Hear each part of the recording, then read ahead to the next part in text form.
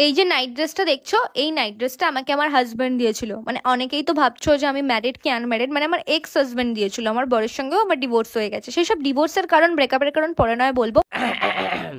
বেচারা বেঁচে গেছে, ভেবেছিল নাইট ড্রেসটা শুধু তার সামনে পড়বে, গোটা ফেসবুক বাসিকে পরে দেখাচ্ছে।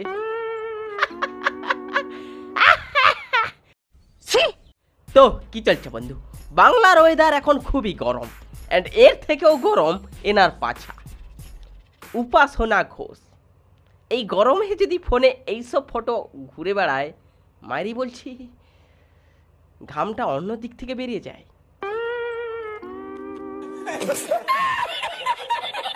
কয়েকশো কোটি কোটি ছেলেদের ক্রাশ উপাসনা ঘোষ। এনাকে হালকায় নেবেন না, এনার ভেতর বিশাল ট্যালেন্ট। ইনি একজন মোটিভেশন স্পিকার, ইনি একজন জ্যোতিষী, ইনি একজন কি বলেন ওটাকে, ফিটনেস ট্রেনার। অ্যান্ড ইনি সাফল্য অর্জন করেন যবে থেকে সোশ্যাল মিডিয়ায় দুধ বিক্রি করা শুরু করে। জানো তো, সৌনকের বাড়িতে কিন্তু কেউই খোলামেলা ড্রেস একদমই পছন্দ করে না, আর পরেও না। তা বলে কি আমি পরবো না? আমার স্বাধীনতা বা আমার জীবন বা আমার ফিগার, সেটাকে আমি মেনটেন করব না? আমি তো ভাই একমত। সালা আমি কষ্ট করে জিম টিম করে এত বড় বড় পাছা বানিয়েছি, দেখাবো না? আর সৌনক কত কষ্ট করে হাতের জাদু দেখিয়েছে, আমি যদি না দেখাই তাহলে তো ওকে অসম্মান করা হবে। তোর বাড়ির লোক খোলামেলা কাটা কাটা জামা পছন্দ না করলেও আমার কিন্তু কোনো অসুবিধা হয় না, আমি সেই সাপোর্টটা পাই। প্রত্যেকটা মেয়েরই উচিত নিজের লাইফের কিছু চয়েসকে গুরুত্ব দেওয়া, তারপরে বাকি সবাইকে খুশি করা। তোমরাও একমত হলে কমেন্ট। সোনক দা, হেভি লাগছে তোমাকে না তোমার গার্লফ্রেন্ডকে। প্রত্যেকটা মেয়েরই উচিত এমন একটা বলদ পটানো যে তোমাকে তোমার মতো বাঁচতে দিবে, যে তোমাকে মাগাবাজি করতে দিবে, যে তোমাকে তোমার খোলামেলা পোশাকে সবাইকে দেখিয়ে নিজেকে ধন্য মনে করবে। আমি সাঁতার কাটতে একদমই পারি না, কিন্তু সাঁতার কাটির জামা কাপড় পরতে আমার ভীষণই ভালো লাগে। কেন পরবো না? চেহারাটা তো ওই জন্যই বানাচ্ছি, সব কিছু পরবো। সাঁতার কাটতে জানে না, বাট সাঁতার কাটার কস্টিউম পরতে ভালোবাসে।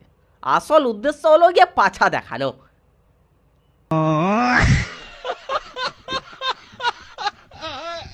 হ্যাঁ, জিম করে পাছা বানিয়েছে, শুধু দেখাবে না ভাই। জিমের ফিসটাও তো ভরতে হবে, অ্যান্ড এরা তো মুখ দেখালে ভিউজ আসে না, এদের তো পাছা দেখালেই ভিউজটা আসে। কথা যাই হোক, তো এটা আমি সাবানা থেকে অর্ডার দিয়েছিলাম। এই সুইম ওয়্যারটা কিন্তু মাল্টিপারপাস, এটা তোমরা জিমের টপের মতো পরে তলায়। ওইটুকু ঢেকে রাখার কোনো মানে হয়? হ্যাঁ মানছি, তুমি কষ্ট করে বডি বানিয়েছো, অনেক কষ্ট করেছো, বাট লাভ কি? মানুষ তো ওই ঢেকে, মানুষের নজর তোমার মাসুলের দিকে যাচ্ছেই না। আর মানুষ দেখি এত গালি দেয়, এত গালি দেয়, মমতা ব্যানার্জির থেকে বেশি গালি খায় ভাই। সিরিয়াসলি বলছি, এতটাও সোজা নয় গালি খাওয়াটাকে কেরিয়ার হিসাবে বেছে নেওয়া।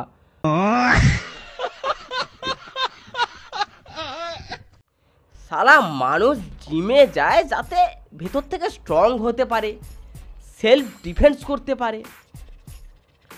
আর সালা এখন মেয়েগুলো জিমে যাচ্ছে যাতে গেট রেডি উইথ মি বানাতে পারে ক্যামেরার সামনে।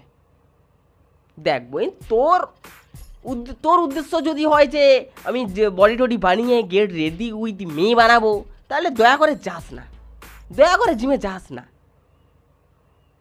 হ্যাঁ, যদি এর মতো তো থোবড়া হয় তাহলে অবশ্যই যা, কারণ ক্যামেরার সামনে মানুষকে কিছু তো দেখাতে হবে, যেহেতু মুখটা নেই দেখানোর মতো।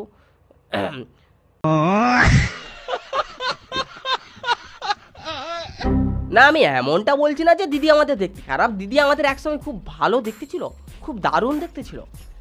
তারপর দিদি আমাদের শুরু করে জিমনাস্টিক, কখনো পা কাঁধে তুলে, কখনো মুখ গাঁড়ে লাগিয়ে, কখনো হাঁকতে বসা স্টাইলে। তো অ্যাট লাস্ট কী হয়, দিদির মুখ ছাড়া শরীরের সব অঙ্গ প্রত্যঙ্গগুলো মানে ইমপ্রুভ হয়ে যায়, শুধু মুখটা কেমন একটা বাঁকা বাড়া হয়েই থেকে যায়।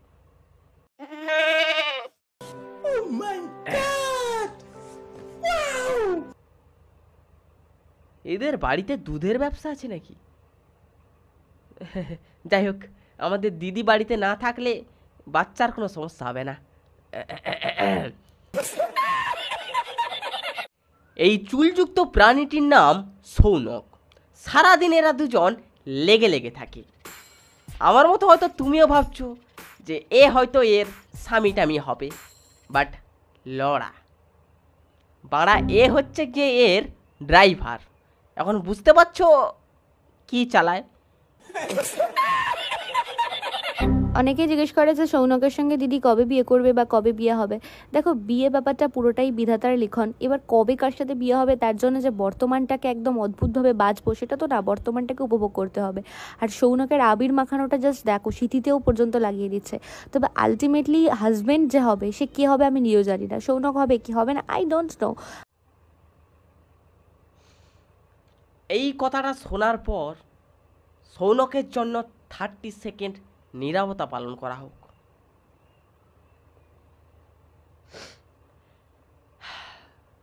বেচারা ছেলেটাকে ইউজ করা হচ্ছে অ্যাজ এ ড্রাইভার।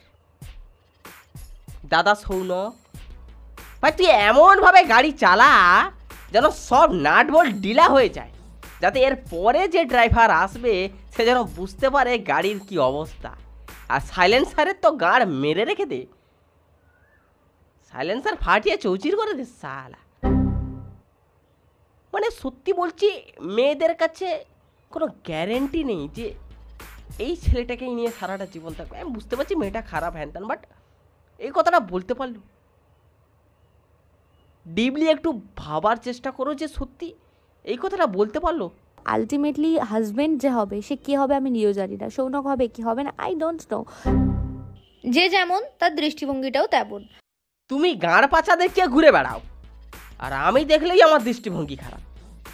আরে সালা গেট রেডি উইথ মি, পাড়া সত্যি বলছি ক্রোম না চললে আমি এই গেট রেডি উইথ মি দেখে। তো দেখো, যার সবকিছুতে ভালো খোঁজার স্বভাব সে তার মধ্যেই ভালোটা খুঁজে নেবে, আর যে সবসময় খারাপটাতে ফোকাস করে সে খারাপটাই দেখবে। এখানে ভালো বলতে গেলে গলার নিচটা, আর খারাপ বলতে গেলে এই থোবড়াটা। আসলে আমার ভেতর ভালো খারাপ দুটোই আছে, তাই আমি দুটোই দেখলাম।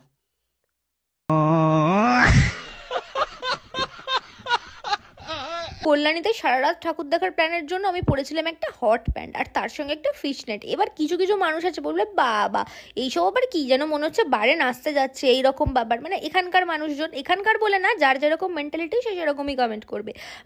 দেখুন, মনোভাব পাল্টান। আর কতদিন এদের বাংলায় গালি দিবেন? এবার এদের ইংলিশে গালি দিন, একটু শিক্ষিত হন।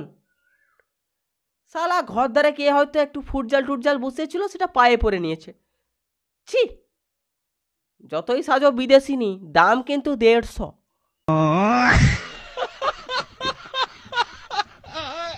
ছোট ছোট জামা কাপড় পরে একটা মেয়ে যদি তার ফিগারকে ফ্লন্ট করে তাহলে অনেকেই কমেন্ট করে যে তোমার দাম কত, তুমি কি যাবে? আমি অনেক ভদ্রভাবে বলছি, তোমার দাম কত, তুমি কি যাবে? তোমাকে এত টাকা দেবো, তুমি কি থাকবে?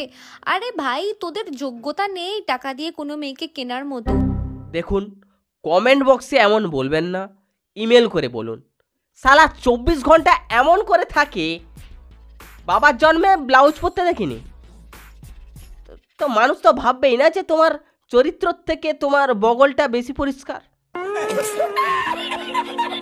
যে তোমার দাম কত, তুমি কি যাবে? আমি অনেক ভদ্রভাবে বলছি, তোমার দাম কত, তুমি কি যাবে? তোমাকে এত টাকা দেবো, তুমি কি থাকবে? আরে ভাই, তোদের যোগ্যতা নেই টাকা দিয়ে কোনো মেয়েকে কেনার মতো। সালা রূপাগাছির মহিলারাও ভদ্রভাবে দাঁড়ায়। হ্যাঁ, বডি ল্যাঙ্গুয়েজ মিয়া খালিফার মতো, কথাবার্তা শোনো মমতা ব্যানার্জির মতো।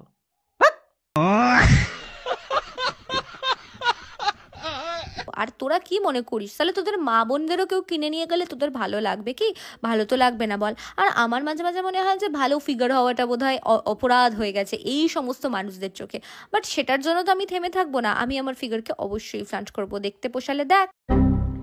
এই মোটিভেশনটা তোমরা যারা next get ready with me বানাতে যাচ্ছ, ঠিক আছে, যারা গেট রেডি উইথ মিতে কেরিয়ার বানাতে যাচ্ছ, তোমরা কানে ঢুকিয়ে নাও। সে চলার পথে অনেক খারাপ কথা শুনতে হবে, অনেক কুরুচিকর মন্তব্য শুনতে হবে, বাট আমরা থামবো না। আমরা ক্যামেরাটা অন করে বাবার সম্মানটা নাড়িয়ে নাড়িয়ে নষ্ট করব। বাট সিরিয়াসলি বলছি, একটা সময় এই মেয়েটা খুব জ্ঞানী ছিল। অর্থ, সম্পত্তি, লাক্সারিয়াস লাইফ, দামি ফোন, দামি গাড়ি জীবনের সবকিছু নয়। কি থেকে কি হয়ে গেল, সময় অনেক কিছু পরিবর্তন করে দেয়। যাই হোক, টাটা বাই বাই, আবার হচ্ছে পরে দেখা। অ্যান্ড ক্যাচরা খাবেন না, ক্যাচরা দেখবেন না, আর বিশেষ করে গেট রেডি উইথ মি তো দেখবেনই না, কারণ নষ্ট করেন না প্লিজ, অনেক প্রোটিন থাকে ওতে। বক বকা চোদা, টাটা বাই বাই।